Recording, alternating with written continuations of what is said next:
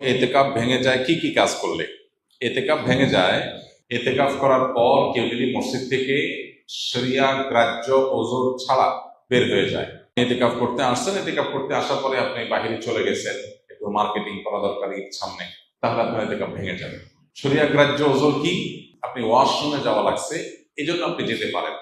আর ওয়াশরুমে যেও আপনি আড্ডাবাজি করতে পারেন না। ওয়াশরুমে গেলেন, যে সেখানে আপনার দোস্তের সাথে দেখা, আরে দোস্ত কিরে কি অবস্থা, আপনি এতেকাফে আছেন, এটা আপনি করতে পারেন না। দ্রুততার সাথে ওয়াশরুমের কাজ ছেড়ে চলে আসবেন। এর বাইরে মসজিদে যাওয়ার আমাদের নেসেসারি একেবারে খুব না হলে নয় এরকম আমাদের ইম্পর্টেন্ট নিড বা প্রয়োজন আর কি আছে? খাওয়া দাওয়া আছে। খাওয়া দাওয়া আজকের যুগে বিশেষ করে এমন জায়গা খুব কম আছে যেখানে খাবার মসজিদে দিয়ে যাওয়ার মতো ব্যবস্থা একেবারে নাই। বাসা বাড়িতে লোকজন আছে, কেউ না কেউ খাবার দিয়ে যেতে পারে, কাউকে রিকোয়েস্ট করলো কেউ দিয়ে যেতে পারে। অতএব এরকম ব্যবস্থা যদি থাকে তাহলে খাবারের জন্য বাইরে যাওয়া জায়েজ নাই। হ্যাঁ, কারণ যদি এরকম হয় অবস্থা যে তার খাবারের জন্য কেউ খাবার এনে দেওয়ার মতো নাই, তাহলে এরকম নিরুপায় যদি কেউ সত্যিই হয়, এরকম কোনো মসজিদ থাকে যে আশপাশে কোনো মানুষজন নাই, অনেক দূরে তার বাসা, বাসা থেকে খানা আনার মতো কোনো মানুষ নাই, তাহলে তিনি খাবারের জন্য যেতে পারবেন, খেয়ে আবার চলে আসবেন, খাইতে গিয়ে আবার বাসায় আরেকটা খাজুরি আলাপ করতে পারবেন, এক বেলাকে আরেক বেলা খাবার সাথে নিয়ে আসলেন। এইভাবে না হলে নয়, এরকম নিড থাকলে শুধু বাইরে হতে পারবেন। এছাড়া যদি তিনি বাইর হন তাহলে তার এতেকাফ ভেঙে যাবে। আর এমনিতে কিছু কাজ আছে যেগুলোর কারণে এতেকাফ ভাঙবে না, কিন্তু এতেকাফের কোয়ালিটি কমে যাবে, এতেকাফের গুণগত মান নিচে নেমে যাবে। সেগুলো কি? সেগুলো হলো এতেকাফে বসে আপনি শুধু ঘুমায় কাটালেন, 355 দিন অনেক কাজ কাম, অনেক ব্যস্ততা, ঠিক মতো ঘুমাইতে পারেন না। এই 10 দিন সুযোগ পাইছেন যে আলহামদুলিল্লাহ, ডিস্টার্ব করার কেউ নাই, বাচ্চা নাই, বউ নাই, কেউ নাই, ঝামেলা নাই, ক্লায়েন্ট নাই, একটু মন মতো ঘুমাইলাম, তাহলে এতেকাফটা অর্থহীন হবে, এতেকাফটা ঘুমের জন্য না। আবার আপনি এমন করলেন যে অন্য সময় বন্ধু বান্ধবের সাথে এত আড্ডা মারার সুযোগ পান না, 2-4 দোস্ত মিলে একসাথে কোন এক মসজিদে এতেকাফে বসলেন, এবার একেবারে চুটিয়ে আড্ডা মারলেন, এগুলো এতেকাফের কোয়ালিটিকে নষ্ট করে দিবে। আর যদি আপনি ভারসাম্যের সাথে একান্ত প্রয়োজনীয় আলাপ করলেন আর বাকি সময় বাদে মগ্ন থাকলেন, সেটা অর্থ এতেকাফ হবে। আল্লাহ আমাদেরকে ভালো করে এতেকাফ করার তৌফিক নসিব করুন।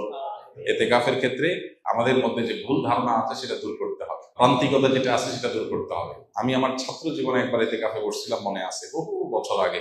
তো যেখানে এতেকাফে বসেছি, আমার সাথে এক বৃদ্ধ মানুষ বসছিলেন এতেকাফে। তো শীতের সময় ছিল, তখন রমজান, অনেক শীত, মসজিদে একটু ঠান্ডা বেশি। আমি হঠাৎ করে দেখি যে মুরব্বী নাই।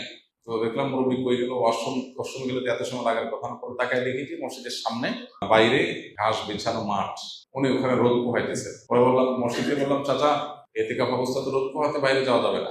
উনি খুব জোরে ধমক দিলেন। আমি ছোট ছিলাম, মাদ্রাসা পড়ি তখন। বলছে, হ্যাঁ তোমার মাথা, এতেকাফ ভাঙা এত সোজা মিয়া? আমি কি কারোর সাথে কথা বলতেছি? আমি রোদ পোহাইতেছি। এরকম ধারণা আমাদের সমাজে অনেকের মধ্যে আছে। আরেকজনকে আমি দেখছি, আমি আমার মসজিদে, উনি এতেকাফ করতে আসছেন, পরে হঠাৎ দেখি নাই, অনেকক্ষণ পরে আসছে। কেউ কই আছেন? বলে আমি ধান রোদ দিতে গেছিলাম, ধান শুকাইতে গেছি। ধান টান শুকায় আবার উনি চলে আসছেন এতেকাফ। তো যদি কারোর এরকম নিড থাকে যে তার বাহিরে কাজ করতে হয়, যেমন অফিসে জব করতে হয়, তার ছুটি নাই, কোনোভাবে ছুটি ম্যানেজ করতে পারেন না তিনি, তাহলে তিনি নফল এতেকাফ করতে পারেন। কিভাবে? মসজিদে গাঠি বসকা থাকলো, যখন বাইরে চলে গেলেন তার এতেকাফ শেষ হয়ে গেল, যখন ঢুকলেন যতক্ষণ থাকলেন তখন এতেকাফ নিয়ত করে থাকলেন, রাতের ইবাদতটা মসজিদে ভালোভাবে হয় বাসার চাইতে, সে নিয়তে থাকলেন, এটা হতে পারে। কিন্তু সুন্নাহ মাসনুন যে এতেকাফ, সেটা হলো পরিপূর্ণ সময়টা, দিন রাত পুরোটা সময় মসজিদে থাকা। নারীদের জন্য রমজানে এমন বিশেষ কি আমল আছে যা আখিরাতে মুক্তির পথ হবে? রমজান মাসে আমাদের জন্য, সবার জন্য যে কমন আমল আছে, সকল গুনাহ থেকে বেঁচে থাকা, চোখের গুনাহ, কানের গুনাহ, মনের গুনাহ, এগুলো থেকে বেঁচে থাকা, এটা নারী পুরুষ সকলের জন্য প্রযোজ্য। এটা রমজানের সবচেয়ে গুরুত্বের সাথে আমাদের করা উচিত। তাকওয়া চর্চা মাকসাদই হলো এটা। এর পাশাপাশি কোরআনে কারীমের তেলাওয়াতে বেশি মনোযোগ দেওয়া দরকার। মা বোনরা বাসা বাড়ির কাজের জন্য তারা অনেক সময় ধরে কাজে ব্যস্ত থাকতে হয়, সেজন্য তারা কাজের ফাঁকে ফাঁকে জিকির, আজকার, তাসবিহ, দুরূদ, আল্লাহর স্মরণ, এই জিনিসগুলো তারা বেশি বেশি করে করতে পারে। এবং যত ব্যস্ততায় থাকুক না কেন, ইফতারের বেশ কয়েক মিনিট আগে সব কাজ বন্ধ করে দোয়ায় মনোনিবেশ করা, সাহারির সময় থালা বাসন নিয়ে ব্যস্ত না হয়ে কিছু সময় দোয়ায় মনোযোগ দেওয়া, আমলে মনোযোগ দেওয়া দরকার। বাকি সময়গুলোতে কাজ করলেও আল্লাহ জিকির স্মরণ থাকলে আল্লাহ তাআলা ইনশাআল্লাহ পূর্ণ আজর দিবেন। তাছাড়া তারা অন্যদের ইফতারের ব্যবস্থা করতেছেন, সেজন্য বিপুল পরিমাণ সওয়াব মা বোনরা অর্জন করতে পারেন যদি নিয়ত করেন, আশা করেন আল্লাহর কাছে, ইহতিসাবুল আজর করেন যে আল্লাহ, আমি ফ্যামিলির সবার ইফতার ব্যবস্থা করছি, যে ব্যক্তি রোজাদারকে ইফতার করা, সে তার পরিমাণ সওয়াব পায়, আপনি আমাকে সওয়াব দিয়ে, সে আশা যদি থাকে, আশা করে যে তিনি সে আজরও আল্লাহর কাছ থেকে পেয়ে যাবে। রোজা রেখে কোন আমলগুলো করলে সওয়াব সবচেয়ে বেশি? রোজা রেখে সবচেয়ে গুরুত্বের সাথে যে বিষয়টা খেয়াল করা দরকার সেটা হলো সকল প্রকার গুনাহ থেকে বেঁচে থাকা। আমি রোজা আছি, আমি গীবত করবো না, আমি রোজা আছি ঝগড়া করবো না, আমি রোজা আছি গালমন্দ করবো না, আমি রোজা আছি মিথ্যা কথা বলবো না, আমি রোজা আছি হারাম কোনো জিনিস ফেসবুকে, ইউটিউবে, মোবাইলের বাইরে, অফলাইনে, অনলাইনে কোনোভাবে দেখবো না। এই জিনিসটা হলো রোজার মধ্যে সবচেয়ে গুরুত্বের সাথে আমাদের করা দরকার। আমরা বেশিরভাগ মানুষ নফল আমল করি, ফরজের খবর নেই। আমরা কোরআন তেলাওয়াত করি, আমরা ওয়াজ শুনি, আমরা জিকির আজকার করি, কিন্তু আমি মোবাইলে হারাম জিনিস দেখি, ভিডিও দেখি, মিউজিক শুনি, ইচ্ছায় অনিচ্ছায় আমার জ্ঞাতসারে গুনাহ করি, তাহলে আমার রোজার পুরো ফজিলতটা নষ্ট হয়ে যায়। নবী সাল্লাল্লাহু আলাইহি ওয়াসাল্লাম বলেছেন, রব্বা সাইমিন লাইসা লাহু মিন সিয়ামিহি ইল্লাল জু, বহু রোজাদার আছে রোজা থেকে উপোস থাকা ছাড়া তার কোনো উপকার হয় না। সেজন্য এই জিনিসটা খেয়াল করা দরকার। আর এর পাশাপাশি নফল আমলের ভিতরে সবচেয়ে বেশি করণীয় কোনটা, যদি সেটা বলেন তাহলে বলবো রমজান মাসে কোরআনে কারীমের প্রতি আমাদের বিশেষ গুরুত্ব থাকা উচিত। এর বাইরে দোয়াটা বেশি বেশি পরিমাণে করা দরকার আমাদের।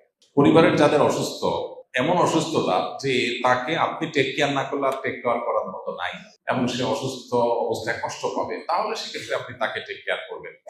আর যদি এমন হয় যে না আপনি ছাড়া আরো টেক কেয়ার করার লোক আছে, বা টেক কেয়ার না করলে তার যে অনেক অসুবিধা হবে তা না, তাহলে সেক্ষেত্রে আপনি এতেকাফ করলেন আর তার টেক কেয়ারের জন্য ব্যবস্থা নিলেন, খোঁজখবর নিলেন, সেটা আপনার জন্য উত্তম হবে। এটা ভ্যারি করে অবস্থার উপরে।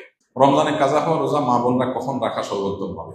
সবচেয়ে উত্তম হলো সওয়ালের মধ্যে রেখে ফেলা, যত আগে রাখা যায়। যদি সেটা না রাখা যায়, পরবর্তী রোজার আগে আগে রেখে ফেলা উচিত।